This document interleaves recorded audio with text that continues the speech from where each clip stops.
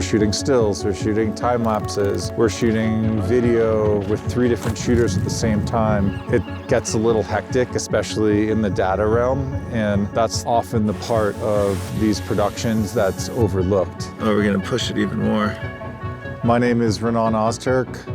I'm an adventure filmmaker, and these days we do pretty much anything from documentaries to commercial projects. If there's data to burn, we'll burn it. Yeah, a lot of times it's just trying to be prepared with the right gear so that you're coming back with what you need to come back with in terms of the story. I know, shooting BTS is really your calling.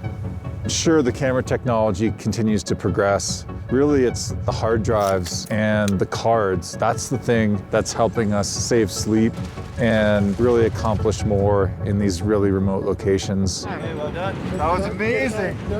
It's the unsung hero that no one ever talks about. These are the moments that make it all worth it. I know I often tell people to find stories that they're intimately involved in. Sometimes your best stories are right under your nose.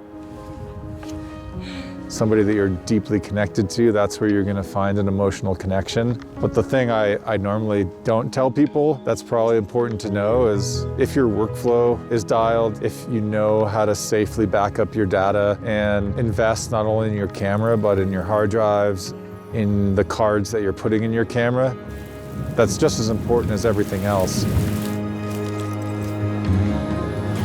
Because it gives you more energy to actually focus on the story. More than anything, that's what keeps you safe, keeps you alive, brings these images back that sometimes you're risking your life for.